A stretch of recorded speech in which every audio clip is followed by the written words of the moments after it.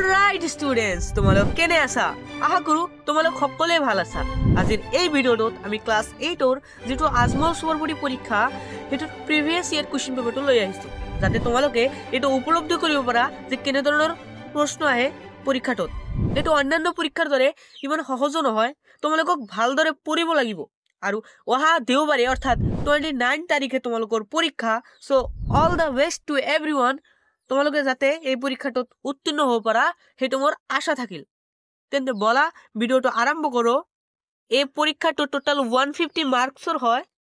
আৰু এটো ডিপেন্ড কৰে পৰীক্ষাৰ্থীৰ ওপৰত পৰীক্ষাৰ্থীৰ সংখ্যাৰ ওপৰত মানে পৰীক্ষাৰ্থীৰ সংখ্যা বেছি হলে মার্ক তোমার বেশি লাগিব আর যদি কম হয় তেন্তে মার্কসও তোমার কম লাগিব কেতিয়াবা 60 পালে পাস হয় আকৌ কেতিয়াবা 70 পালেও পাস নহয় তোমালোকে above 75 ৰাখিব বিচাৰিবা মানে 75 ৰ ওপৰত ৰাখিব বিচাৰিবা তেন্তে তুমি উত্তীৰ্ণ কৰিব পাৰা মই যে পৰীক্ষাটো দিছিলো এইটোত 88 পাইছিলো আৰু মই কোৱালিফাই হৈছিলো পৰীক্ষাটোত সো কোৱেশ্চন পেপাৰ চাও আহা সো ইয়াত ইংলিশৰ কোৱেশ্চন দিছে যে প্ৰথমে আছিল ভয়েস চেঞ্জ কৰিবলৈ কৈছিল যে চাৰিটা দিছিল একৰ পৰা 4 লৈকে ভয়েস চেঞ্জ কেটা সকলো কেটা কাৰেক্ট কৈছিল মই হলো পাইছিলো ইংলিশৰ টোটাল যে they laughed at us we are laughed at by them দুই নম্বৰতে she is writing a letter is being written by her can you solve the sum এটাৰ आंसर হ'ব can the sum be solved by you চাৰি নম্বৰতে আছে please post the telegram you are requested to post the telegram কথা মনত আহি আমাৰ এটা কথা মনত পৰিল যে তোমালোকে যদি এতিয়ালৈকে মোৰ টেলিগ্ৰামত জয়েন কৰা নাই তেন্তে টেলিগ্ৰামটো এতিয়াই জয়েন কৰি লবা মই এই কোৱেশ্চন পেপাৰটো তাত আপলোড কৰি দিম তাৰ পৰা তোমালোকে এই কোৱেশ্চন পেপাৰটো চাব পাৰা ওকে এতিয়া আহিছিল fill in the blanks with the appropriate form of verb মানে ভাৰ্বৰ ফৰ্ম বোৰ পঢ়াব লাগিছিল ইয়াত দুটা মান কটা গৈছিল দেখা তোমালোকে ইয়াত আছিল we dash each other for 10 years এনেকুৱা আহিছিল দেখা তোমালোকে তাৰ পিছত আছিল preposition choose appropriate prepositions to complete the sentences prepositionত বহুত কটা গৈছিল মোৰ তোমালোকে preposition বোৰ চাই যাবা ইউটিউবত বহুত ভিডিও আছে তাৰ পিছত আছিল যে choose the appropriate question tag মানে tag question আহিছিল যে you are telling the truth aren't you ইয়াত এটা auxiliary verb আছে সো তোমালোকে যদি ট্যাগ কোৱেশ্চন কৰিব নাজানা তেন্তে ইউটিউবত বহুত ভিডিও আছে এতিয়াই যাই চাই লোৱা বা তোমালোকৰ যদি কোনো শিক্ষকে পঢ়াই দিয়ে হিবিলাকো তোমালোকে পঢ়ি লবা কাৰণ এইবিলাক বহুত ইম্পৰ্টেন্ট হয় 15 নম্বৰত আছিল my friend does not like sweets ইয়াত does আছে ইয়াত নেগেটিভ হয় doesn't আছে হেগৰণে এটো পজিটিভৰ ট্যাগ কোৱেশ্চনটো হ'ব does he তাৰ পিছত 16 নম্বৰত আছে they did not do the sum ইয়াত did not আছে সো did they হ'ব কারেক্ট হৈছিল এবিলাক মোৰ you don't like him ইয়াত নেগেটিভত আছে সো পজিটিভত হ'ব do you এটো কারেক্ট গৈছিল কিন্তু এইবিলাক synonym যে আছে synonym of the underlined word choose the synonym of the underlined word এইবিলাক মোৰ সকলোকেইটা কটা গৈছিল এইবিলাক synonym আহে তোমালোকে পঢ়ি যাবা মোৰ তেতিয়া সময় নাছিল সেইকাৰণে মই কৰিব পৰা নাছিলো 22 নম্বৰত আছে যে dash of the students must speak in English correct answer হ'ব each 23 নম্বৰত আছে this notebook is mine but dash pen is yours but that pen is yours এনেকুৱা 25টা তোমাৰ ইংলিশত আহিছিল তোমালোকে জেনাৰেল সায়েন্স তো ভালদৰে পঢ়ি যাবা ইয়াত জেনাৰেল সায়েন্সৰ কোৱেশ্চন আছে জেনাৰেল সায়েন্স তো ভালদৰে পঢ়ি যাবা কাৰণ 60 মাৰ্কস জেনাৰেল সায়েন্সৰ পৰা আহে আটাইতকৈ বেছি পঢ়িছিলো এটো আৰু এটো 38 পাইছিলো মই সাইডত লিখা আছে নম্বৰটো সো তোমালোকে কল্পনা কৰিব পাৰা 60 মাৰ্কসৰ পৰীক্ষা মই তো কমে পাইছিলো আৰু 40 মাৰ্কসৰ আহে ম্যাথমেটিক্স 25 আহে ইংলিশ আৰু 25 আহে ৰিজনিং সো তোমালোকে সায়েন্স আৰু ম্যাথ কেটা পঢ়িলেই হৈ যাব ইয়াত 26 নম্বৰ কোৱেশ্চনত আছে সায়েন্সৰ কোৱেশ্চন তোমালোকে বুজি লবা পঢ়ি লবা তাৰ পিছত দেখা 27ত আছে যিবিলাক বায়োলজি কেটা আছে মই তোমাক কৰাই দিও ইয়াত দেখা 27ত আছে উক্তি দিছে বৰখনৰ দিনত তীব্ৰ বেগত বাহন চলোৱাটো কঠিন আৰু ইয়াৰ বিবৃতি দিছে যে সংস্পৰ্শত থকা পৃষ্ঠৰ প্ৰকৃতিৰ ওপৰত ঘৰ্ষণ নিৰ্ভৰ কৰে তো কাৰেক্ট आंसर তুমি এক নম্বৰ দিছিলো তোমালোকৰ কোনটো লাগে তোমালোকে মোক কমেন্ট বক্সত জনাই দিবা 28 নম্বৰত আছে যে এটো কেমিষ্ট্ৰি আহিছিল কেৰাচিন তেলত তিয়াই ৰখা ধাতুবোৰ হৈছে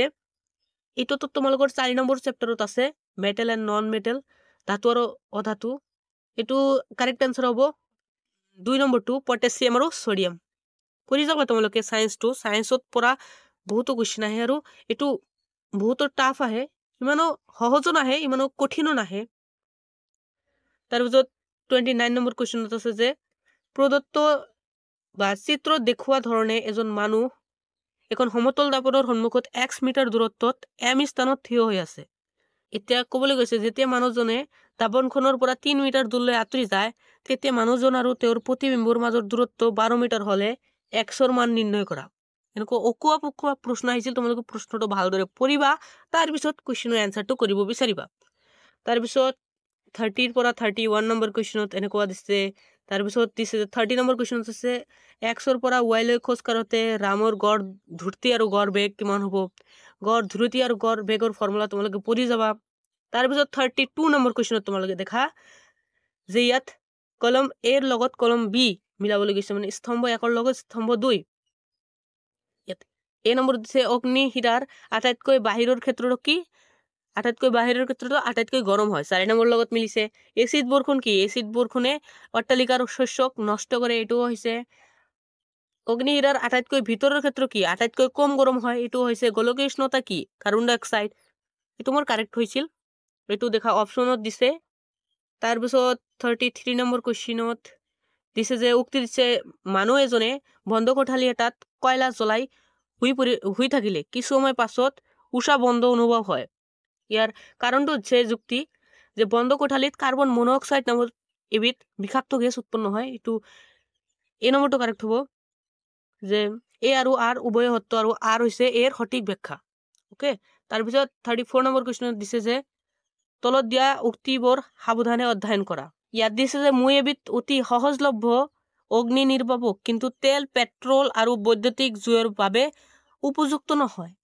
এইটো কি হ'ব এইটো H2O মানে পানী হ'ব আৰু কিয় দিছে মই এবিধ শ্ৰেষ্ঠ অগ্নি নিৰ্বাপক আৰু তেল পেট্ৰল আৰু বৈদ্যুতিক জুইৰ বাবে উপযুক্ত আৰু মই জুইৰ চাৰিওফালে এটা আৱৰণৰ সৃষ্টি কৰি ইয়াৰ উষ্ণতা কমাই দিওঁ এইটো কি কাৰ্বন ডাই অক্সাইড এখানে অপশন নম্বৰ 4 টো কাৰেক্ট হৈ যাব মানে ডি তাৰ পিছত ইয়াত আছে বৈদ্যুতিক সুইচ বনাবলৈ ব্যৱহাৰ কৰা উত্তম প্লাষ্টিক বিধ কি এটা হল বেকেলাইট তাৰ পিছত ফিজিক্স দিছিল তোমালোকে কৰি লবা তাৰ পিছত 37 নম্বৰত দিছিল যে তলৰ কোনটো শব্দ তৰংগ মানুহে শুনা নাপায় 20 হাৰ্টজৰ তলত আৰু 20,000 হাৰ্টজৰ ওপৰৰ মানুহে শব্দৰ তৰংগ শুনা নাপায় এইটো 15 হাৰ্টজ দিছে এইকাৰণে 37 ৰ 3 নম্বৰটো কাৰেক্ট হৈ যাব তাৰ পিছত 38 ত দিছে যে এটা পোহৰ ৰশ্মি এখন সমতল দাপনত আপতিত হয় যেটো প্ৰতিফলিত হোৱাৰ পিছত চিত্ৰত দেখুওৱা ধৰণে আন এখন সমতল দাপনত আপতিত হয় দাপন দুখনৰ মাজত কোনটো 60 ডিগ্ৰী হলে চিত্ৰত দেখুওৱা এটা যে ডিগ্ৰী দিছে 0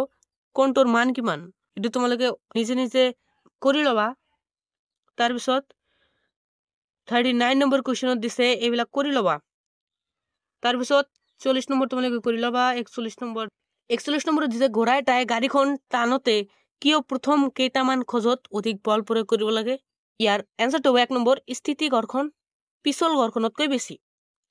তাৰ পিছত ইয়াত কিছুমান অংক দিছে তোমালোকে কৰি লবা তাৰ পিছত দেখা তোমালোকে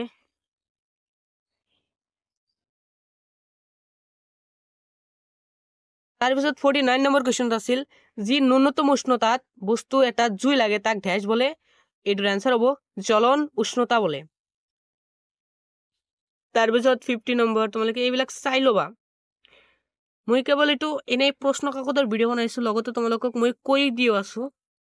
সো তোমালোকে ভিডিওটাক এটা লাইক কৰি চেনেলটোক সাবস্ক্ৰাইব কৰি দিবলৈ নাপাহৰিবা তোমালোকে কোৱেশ্যন বোৰ চাই লোৱা 59 নম্বৰ কোৱেশ্যন দেখা তোমালোকে তলৰ কোনটো ইন্ধনৰ ক্যালোৰি মান আটাইতকৈ বেছি এইবিলাকও কিন্তু আহে এইবিলাকে পঢ়ি লবা এটোৰ আনসাৰ হ'ব হাইড্ৰোজেনৰ ক্যালোৰি মান আটাইতকৈ বেছি 60 নম্বৰত আছিল যে মিলোৱা তোমালোকে মিলাই লবা আৰু তোমালোকে দেখা মোৰ আনসাৰ কেটা শুদ্ধ হৈছে নাই শুদ্ধ হৈছিল প্ৰায়ভাগ শুদ্ধ হৈছিল তাৰ পিছত আছে যে ঢেছৰ প্ৰধান কাৰণ হৈছে বায়ুত অত্যাধিক পৰিমাণৰ CO2 ৰ উপস্থিতি এটাৰ আনসাৰ হ'ব গোলকীয় উষ্ণতা বহুতো কোৱেশ্চন আহিছিল তোমাৰ কলো যে 60 টা কোৱেশ্চন আহে তাৰপিছত ইয়াত 70 নম্বৰ কুৱেশ্যনত দেখা তোমালোকে যে কোষ কেন্দ্ৰত ধ্যাসে কোষ পৰশৰ পৰা পৃথক কৰে এনসাৰ হ'ব নিউক্লিয়াৰ মেমব্ৰেন মানে কোষ কেন্দ্ৰাৱৰণ কোষ কেন্দ্ৰাৱৰণে কোষ কেন্দ্ৰক কোষ পৰশৰ পৰা পৃথক কৰে সো ইয়াত দেখা তোমালোকে আৰু বহুতো কুৱেশ্যন আহিছিল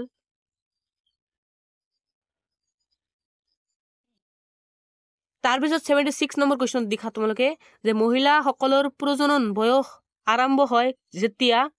এটাৰ আনসাৰ হ'ব ঋতুস্ৰাৱ আৰম্ভ হয় মানে মেনচুৰেশ্যন স্টাৰ্টস এটাৰ আনসাৰ হ'ব 76 নম্বৰ তাৰপিছত 77ত আছে দৈত থকা ব্যাকটেৰিয়াটোৰ নাম কি এটা হল ল্যাক্টোবেসিলাস তাৰপিছত চিত্ৰ দিছে এটা 78 নম্বৰত যে চিত্ৰ দেখুৱা প্ৰক্ৰিয়াটো কি ইয়াত উৰাই আছে সো বা দিয়া প্ৰক্ৰিয়া এটো কাৰেক্ট হৈছিল তাৰপিছত তোমালোকে দেখা ইয়াতে এতো বহুত ধৰণৰ কোৱেশ্চন আছিল আৰু মই এটা ভুল কৰিছিলো কি জানা যে মই 82 ৰ আনসাৰটো সৰি মই 81 ৰ আনসাৰটো মই 82 ত লিখিছিলো 82 to 83 83 to 84 ত লিখিছিলো সেইকাৰণে গোটেইটো মোৰ কটা গৈছিল কিন্তু আনসাৰটো যে ৰাইট দিছো এটো একদম ঠিক তোমালোকে এটো মনত ৰাখিবা এটো ভালদৰে একদম সুস্থ মাইন্ডেৰে তোমালোকে পৰীক্ষাটো দিবা এটা ঠাইত যাতে আন এটা কোৱেশ্চনত তোমালোকে আনসাৰটো নকৰা বা নিদিয়া মই এটো কৰাত মোৰ তিনিটা ভুল গৈছিল হলে মই 91 পালোহেতেন এটো মোৰ এটা আফসোস আছিল তাৰপিছত তোমালোকে দেখা জেনাৰেল ম্যাথমেটিক্স আহিছিল তোমালোকে এটো ঘৰত চেষ্টা কৰিবা দেখা কেনে ধৰণৰ প্ৰশ্ন আহিছিল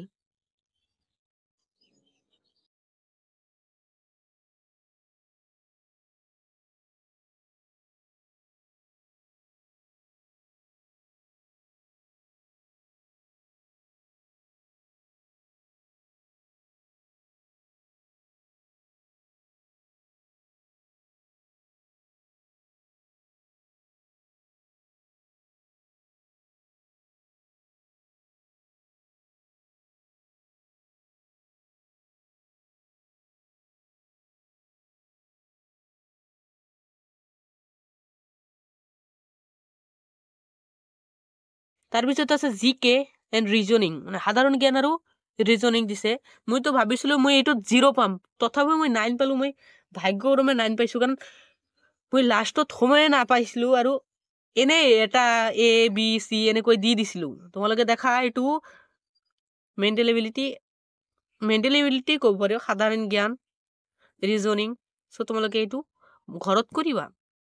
মোৰ লাষ্টত সময় নাছিল তোমালোকে সময়টো মেনেজ কৰিবলৈ শিকিবা মইতো কৰিব পৰা নাই সেইকাৰণে মোৰ প্ৰায়ভাগ ভুলে গৈছিল কিন্তু এই যে এনে ধৰণৰ দিছে যে প্ৰতিবিম্বটো কি হ'ব এনেবোৰ মোৰ শুদ্ধ গৈছিল কিন্তু যিবিলাক বহুত সময় ধৰি কৰিব লাগে সেইবিলাক মোৰ শুদ্ধ যোৱা নাছিল সো বন্ধু বান্ধৱ ছাত্ৰ ছাত্ৰীসকল আজিৰ কাৰণে এইখিনিয়ে যদি ভিডিওটো ভাল লাগে তেন্তে প্লিজ এটা লাইক কৰি দিবা বন্ধু বান্ধৱসকলৰ লগত শ্বেয়াৰ কৰিবা আৰু অল দা বেষ্ট এভৰিওয়ান তোমালোকৰ পৰীক্ষাৰ বাবে অহা দেওবাৰে তোমালোকৰ পৰীক্ষা সো আজিৰ কাৰণে এইখিনিয়ে ধন্যবাদ